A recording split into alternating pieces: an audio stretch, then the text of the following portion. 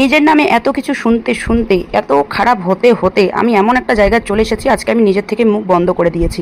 আমি আজ পর্যন্ত কাউকে যখন বোঝাতেই পারলাম না যে আসলে আমি কীরকম, আমি কী করে চলি, আমার যন্ত্রণা কী, আমার মনোভাবনা কী, আমার কষ্ট কোথায়, আমার দুঃখটা কিসে, যে আজ পর্যন্ত যখন কাউকে বোঝাতেই পারলাম না, তাহলে আজ পর্যন্ত ছেড়েই দিলাম শেষ পর্যন্ত এইসব কিছু কাউকে বোঝানো বা জানানোর।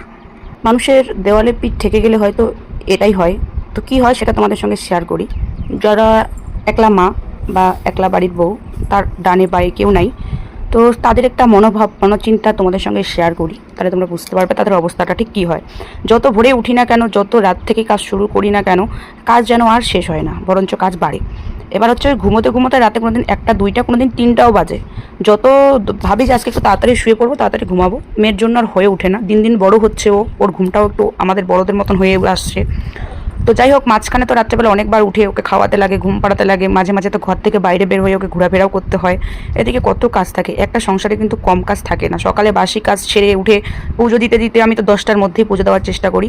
পুজো দিতে দিতে এদিকে মনে করো খাবার টাবার করে, এক সবজি হোক দুই সবজি হোক, সিদ্ধ ভাত হোক, বরকে করে দেয়, বর খেয়ে কিন্তু কাজে চলে যায়।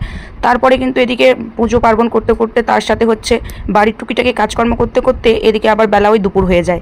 জানেন তো এখনও দুপুর কয়টা বাজে তোমরা বলো? দুপুর প্রায় 2টো বেজে গেছে। আমি কিন্তু এখনও পর্যন্ত সকালের খাবারটা খেয়ে উঠতে পারিনি। আর মানুষে ভাবে খেয়ে খেয়ে বসে খেয়ে খেয়ে তো একদম মোটি হয়ে যাচ্ছে, চর্বি বাড়ছে, ভুঁড়ি নামছে, কোনো জ্বালা চিন্তা নাই, টেনশন নাই, মানে বরঞ্চ এই কথাগুলো আমাকেই শুনতে হয়। আর তা আমার ভিতরে কি হচ্ছে বা আমি কি করে চলি সেটা যদি কেউ জানতো, দেখতো, তাইলে বরঞ্চ মানুষ এই কথাটা বলার সাহস পেতো না। এই যে এখন কিন্তু মেয়েকে স্নান করিয়ে মেয়েকে ঘুম পাড়িয়ে দিয়েছি, এখন আমি কই একটু রেস্ট নিয়ে বসেই উঠি কিন্তু ভোর 3টা 4টার দিকে। প্রত্যেক দিনের রুটিন হয়তো আমি শেয়ার করতে পারি না। এই যে এখন মেয়ে ঘুমিয়েছে, এখন হচ্ছে আমি কি করব কি না করব, এইটুকু সময় আমার একটু রেস্ট, এইটুকু সময় আমি একটু না শুয়ে না বসে না রেস্ট করে আমি এই যে দেখো কুত্তার মতন দৌড়ানি দিয়ে বাড়ির কাজকর্মগুলো শেষ করছি। কারণ আমি জানি যদি মেয়ে উঠে তাহলে আর আমি এই কাজগুলো শান্তিভাবে করতে পারবো না। বাচ্চাটা আমার জল নাড়বে, কাদা নাড়বে, মাটি হবে, ওর এমনিতেই শরীরটা একটু খারাপ। আর ছোটো বাচ্চা, বুঝতেই তো পারছেন, কিছু বোঝে না।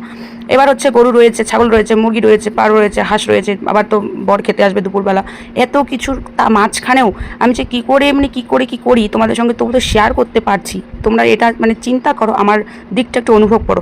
তারপরেও কিছু বেয়াদব ছোটো লোক মানুষের মুখে আমাকে শুনতে হয়। বিশেষ করে আমি যেখানে বাস করি সেখানকার কিছু দালালি মানুষের কাছে শুনতে হয় যে আমার খেয়ে কপালে কাজ নাই, আমি নাকি তাদের নিয়ে পড়ে থাকি, তাদেরকে কী করে খারাপ করতে হয়, তাদের কী করে ধ্বংস করতে হয়, তাদের নিয়ে আমি হিংসে করি, আমার খেয়ে কপালে কাজ নেই জন্য। হায় ভগবান, ভগবান তুমি যে কবে সঠিক বিচার করবে আমি নিজেও জানি না। তো তবু তাড়াতাড়ি একটুখানি আমাকে মুক্তি দাও আর তাদেরকে একটু বিচার করো। তো যাই নিজের স্বার্থের জন্য আজ এতটা নিচে নেমে গেছে যে আমাকে খারাপ করতে, আমার নামে বদনাম করতে একবারও ভাবলো না। নিজেকে নিজে পাপ করতে করতে এতটা মাটির সঙ্গে মিশে যাচ্ছে, কি আর বলবো ভগবান রে, তুমি যে কবে